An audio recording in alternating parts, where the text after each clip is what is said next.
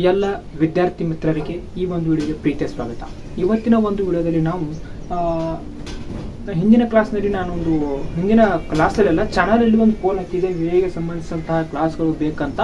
ನೀವು ಅದಕ್ಕೆ ಅಕ್ಯುರೇಟ್ ಆಗಿ 400 ಪೀಪಲ್ಸು ಹತ್ರ ಅಂದ್ರೆ ಅದು ರನ್ನಿಂಗ್ ಇದೆ ಬೇಕು ಅಂತ ಕ್ಲಾಸನ್ನು ಇದನ್ನು ಮಾಡ್ತಿದ್ದಾರೆ. ಅದ್ರ ಬಗ್ಗೆ ಸಂಬಂಧಿಸಿದಂತೆ VA ಬಗ್ಗೆ ಒಂದು ಸ್ವಲ್ಪ ಮಾತಾಡಬೇಕು ಅಂತ ಹೇಳಿದೆ. ಯಾಕಂದರೆ ನಾನು ಪ್ರಿಪ್ರೇಷನ್ ಮಾಡ್ತಾ ಇರೋದು VAಗೆ ಪ್ರಿಪ್ರೇಷನ್ ಮಾಡ್ತಾ ಇದ್ದೀನಿ.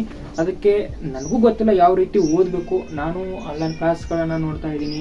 ಅದಕ್ಕೆ ಸಂಬಂಧಪಟ್ಟಾಗ ಅದಕ್ಕೆ ನಮಗೇನು ಬೇಕು ಅನ್ನೋ ನಾಲೆಜನ್ನು ತೆಗೆದುಕೊಂಡು ಅದನ್ನು ನಿಮ್ಮ ಹತ್ರ ಮತ್ತಷ್ಟು ಶೇರ್ ಮಾಡಬೇಕು ಅಂತ ಹೇಳಿದ್ದೀನಿ. ಹಾಗಾಗಿ ಇವತ್ತಿನ ನಾನು ಏನು ಮಾತಾಡೋಕೆ ಹೊರಟಿದ್ದೀನಿ ಅಂದರೆ,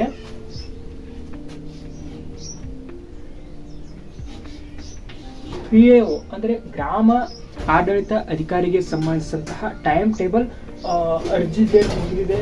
ಈಗ ಏನು ಅನೌನ್ಸ್ ಆಗಿದೆ ಅಂದರೆ ಎಕ್ಸಾಮ್ ಡೇಟ್ ಅನೌನ್ಸ್ ಆಗಿದೆ. ಎಕ್ಸಾಮ್ ಡೇಟ್ ಅಕ್ಯುರೇಟ್ ಆಗಿ ಇರಲಿಲ್ಲ ಅಂದ್ರೂ ಈ ಪ್ಯಾಟರ್ನ್ ಅನ್ನು ಇಟ್ಕೊಂಡು ನಾವು ಟೈಮ್ ಸೆಟ್ ಮಾಡ್ಕೊಂಡು ಓದಲೇಬೇಕು. ಈಗ ಆ ಎಕ್ಸಾಮ್ ಇರೋದು ಯಾವಾಗ ಅಂದರೆ ಸೆಪ್ಟೆಂಬರ್ 27 ಅಂತ ಹೇಳಿದ್ದಾರೆ. ಅದು ಎಕ್ಯುರೇಟ್ ಹೌದು ಅಲ್ಲೋ ಗೊತ್ತಿಲ್ಲ, ಬಟ್ ಟೈಮ್ ಹೆವಿ ಇದೆ. ಇದರಲ್ಲಿ ಚೇಂಜ್ ಮಾಡಿದ್ರು ಇದಕ್ಕಿಂತ ಹೆಚ್ಚು ಅಂದರೆ ಸೆಪ್ಟೆಂಬರ್ 27 ಎಲ್ಲ ಏನಾದರೂ ಇದನ್ನ ಬದಲಾಯಿಸಿದ್ರೆ ಮುಂದೆ ಹಾಕಬೇಕು ಹೊರತು ಹಿಂದೆ ಹಾಕಕ್ಕೆ ಬರಂಗಿಲ್ಲ. ಅಂದರೆ ನಮ್ಮ ಹತ್ರ ಇರೋದು ಫಿಕ್ಸ್ ಟೈಮ್ ಎಷ್ಟು ಅಂದರೆ 5 ಮಂತ್ಸ್ ಟೈಮ್ ಇದೆ. 5 ಮಂತ್ಸ್ ಟೈಮ್ ಇದೆ. ಅಂದರೆ ಈ 5 ಮಂತ್ಸ್ ಅಂತ ನಮಗೆ ಫಿಕ್ಸ್ ಇದು. ಜೂನ್ ಅಂತ ಹೇಳಿದ್ರೆ 5 ತಿಂಗಳು ನಾವು ಹೇಗೆ ಸಿಲೆಬಸ್ ಅನ್ನ ಓದ್ಕೋಬಹುದು, ಕವರ್ ಮಾಡ್ಕೋಬಹುದು. 5 ಮಂತ್ಸ್ ಅಂದ್ರೆ ನಮಗಿರೋದು ನಮ್ಮ ಹತ್ರ ಇರೋದು ಎಷ್ಟು ದಿನಗಳು ಅಂದ್ರೆ 150 ಡೇಸ್. 150 ಡೇಸ್ ಅಲ್ಲಿ ನಾವು PA ಸಿಲೆಬಸ್ ಅನ್ನ ಕಂಪ್ಲೀಟ್ ಆಗಿ ಓದ್ಕೋಬೇಕು. ಅದು ಒಂದ್ಸರಿ ಅಲ್ಲ, ಭಾಳ ರಿವಿಷನ್ ಮಾಡ್ಬೇಕಾಗುತ್ತೆ. ಇದು ಅದ್ರ ಬಗ್ಗೆನೇ ನಾನು ಹೇಳ್ಬೇಕಂತ ಅನ್ಕೊಂಡಿದ್ದೀನಿ. 5 ಮಂತ್ಸ್ನ ಅವ್ರು ಏನಾದರೂ ಮತ್ತೆ ಡೇಟ್ ಪೋಸ್ಟ್ಪೋನ್ ಮಾಡಿದರೆ ಮುಂದೆ ಪೋಸ್ಟ್ಪೋನ್ ಮಾಡಬೇಕು ಹೊರತು ಹಿಂದೆ ಯಾವತ್ತೂ ಪೋಸ್ಟ್ ಮಾಡೋಕ್ಕಾಗಲ್ಲ. ಅಂದರೆ ಈ 5 ಮಂತ್ಸ್ ನಮಗೆ ಫಿಕ್ಸ್ ಟೈಮ್. ಇದು 5 ತಿಂಗಳು ಅನ್ನೋದು ಫಿಕ್ಸ್ ಟೈಮ್. ಇದರಲ್ಲೇ ನಾವೆಲ್ಲ ಕವರ್ ಮಾಡ್ಕೋಬೇಕು. ಅವರು ಡೇಟ್ ಪೋಸ್ಟ್ಪೋನ್ ಮಾಡಿ ಏನಾರು ಮಾಡಿ ಡೇಟ್ ಮಾತ್ರ ತಲೆ ಇಟ್ಕೋಬೇಡಿ. ನಮ್ಗೆ PAಗೆ ಇರೋದೀಗ ತುಂಬ ಟೈಮ್ ಇದೆ.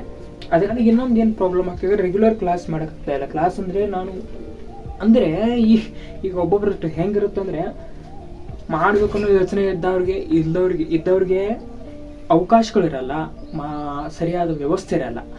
ಏನಾದರೂ ಖಾಲಿ ಪಿಲಿ ಮಾಡ್ತಿರ್ತಾರೆ, ಅವ್ರಿಗೇನೋ ಒಂದು ಅವಕಾಶ ಇರುತ್ತೆ. ಬಟ್ ಆ ಟೈಮ್ ಆ ಸಿಚುವೇಶನ್ ನನಗೆ ಅಂದರೆ ಆ ಥರ ಆಗಿಬಿಟ್ಟಿದೆ.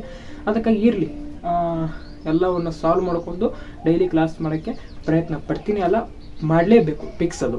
ಯಾಕಂದರೆ ಈಗ VAಗೆ ಅಪ್ಲೈ ಮಾಡಿದಂತಹ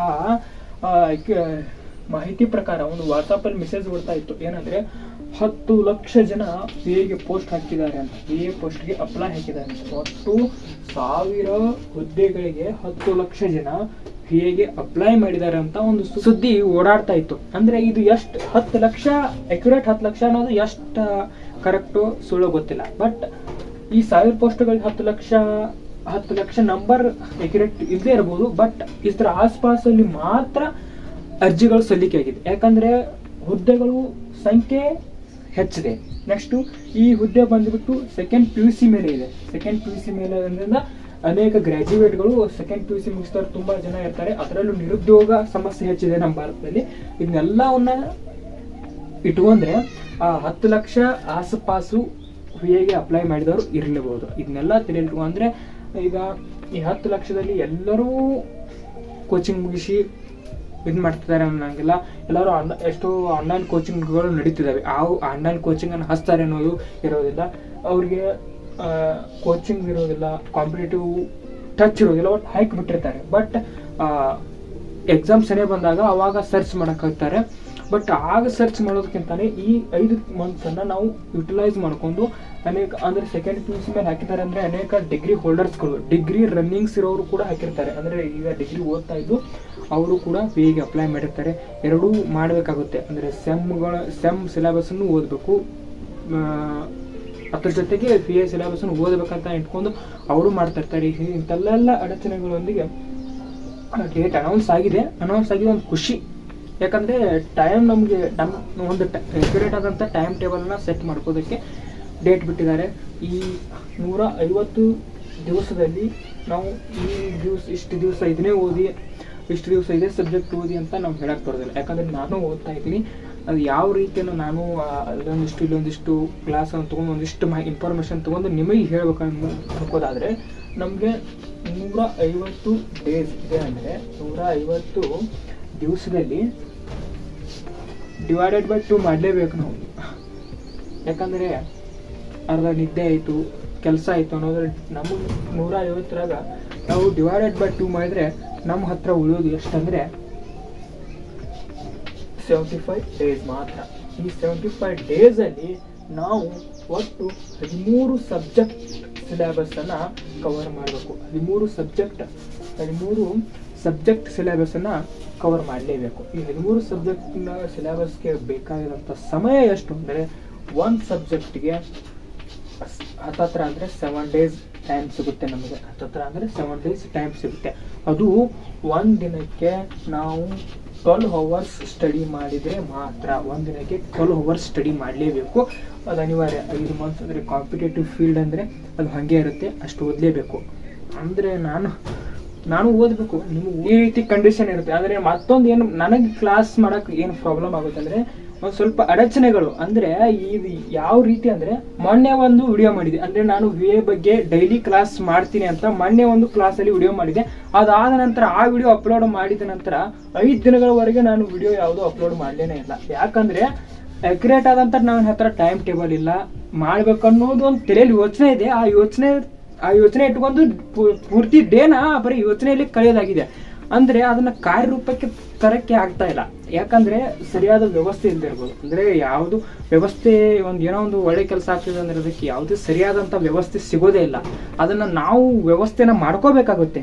ಅದನ್ನು ನಾವು ಬರೀ ಕೇವಲ ನಾನು ಚಿಂತೆಯಲ್ಲಿ ಕಳೀತಾ ಇದ್ದೇನೆ ಹೊರತು ಅದಾಗ್ತಾ ಇಲ್ಲ. ಬಟ್ ಇವತ್ತು ನಾನು ಡಿಸಿಷನ್ ಮಾಡಿದ್ದೀನಿ, ಇವತ್ತೊಂದು ಕೂತು ಟೈಮ್ ಟೇಬಲ್ ಮಾಡ್ತೀನಿ. 5 ಮಂತ್ಸ್ಗೆ ನಾವು ಯಾವ ರೀತಿ ಓದಬೇಕಂತ ಒಂದು ಟೈಮ್ ಟೇಬಲ್ ಮಾಡಿಕೊಂಡು ಆ ರೀತಿ ನಾನು ಏನು ಓದಿರ್ತೀನೋ ಅದನ್ನು ನಿಮ್ಮ ಹತ್ರ ಡಿಸ್ಕಷನ್ ಮಾಡ್ತೀನಿ ಅಂತ ಹೇಳ್ತಾ ಈ 5 ಮಂತ್ಸ್ ಟೈಮನ್ನು ಒಳ್ಳೆ ರೀತಿಯಾಗಿ ನೀವು ಕೂಡ ಯುಟಿಲೈಸ್ ಮಾಡ್ಕೊಂಡ ಅಂದರೆ 10 ಲಕ್ಷ ಜನದಲ್ಲಿ 10 ಲಕ್ಷ ಜನದ ಜೊತೆ ನಾವು ಕಾಂಪೀಟ್ ಮಾಡಬೇಕಾಗುತ್ತೆ. ಈ ಸರಿ ಅದು ಕ್ವಶನ್ ಈ ಎಕ್ಸಾಮ್ ಬಂದು ಫಸ್ಟ್ ಟೈಮ್ ಇರೋದು. VA ಎಕ್ಸಾಮ್ ಬಂದ್ಬಿಟ್ಟು ಫಸ್ಟ್ ಟೈಮ್ ಯಾವ ರೀತಿ ಕ್ವಶನ್ ಪೇಪರ್ ತೆಗಿತಾನೆ, ಯಾವ ರೀತಿ ಕ್ವಶನ್ಗಳು ಬರುತ್ತೆ ಅನ್ನೋದು ಯಾವುದೇ ಐಡಿಯಾ ಯಾರಿಗೂ ಇಲ್ಲ. ಅದಕ್ಕಾಗಿ ನಾವು ಇಲ್ಲಿ ಏನು ತಿಳ್ಕೊಬೇಕಾಗಿರೋದಂದರೆ ನಾವು 6ಗಿಂತ 12 ಅಂದರೆ ಇದು ಎಕ್ಸಾಮ್ ಬಂದು PUC ಮೇಲೆ ಇದೆ ಅಂದರೆ PUC ಲೆವೆಲ್ ಕ್ವಶನನ್ನು ಮಾತ್ರ ಅವ್ನು ನಮಗೆ ಕೇಳಬೇಕು.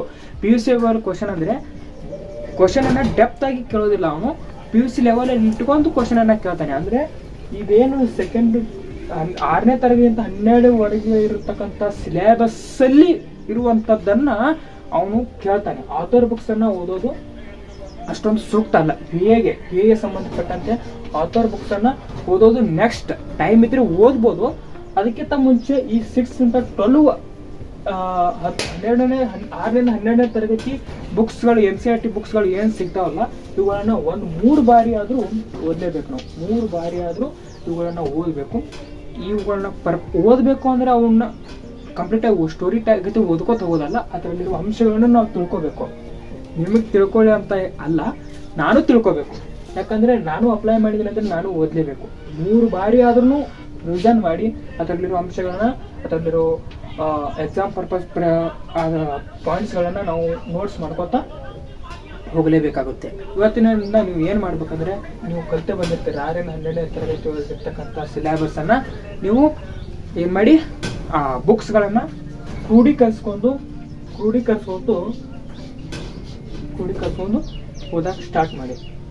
ಈಗ ಇವತ್ತಿನ ಕ್ಲಾಸಲ್ಲಿ ಇಷ್ಟು ಸಾಕು. ಇನ್ನು ಮುಂದಿನ ಕ್ಲಾಸ್ಗಳಲ್ಲಿ ಮತ್ತೆ ಹೇಳ್ಕೊತ ಸಿಲೆಬಸ್ಸನ್ನು ಡಿಸ್ಕಷನ್ ಮಾಡ್ಕೋತಾ ಹೋಗೋಣ ಅಂತ ಹೇಳ್ತಾ ಇವತ್ತಿನ ಒಂದು ವಿಡಿಯೋಗೆ ವಿರಾಮವನ್ನು ಕೊಡ್ತಿದ್ದೇನೆ. ಎಲ್ಲರಿಗೂ ನಮಸ್ಕಾರ. ಜೈ ಹಿಂದ್, ಜೈ ಕರ್ನಾಟಕ.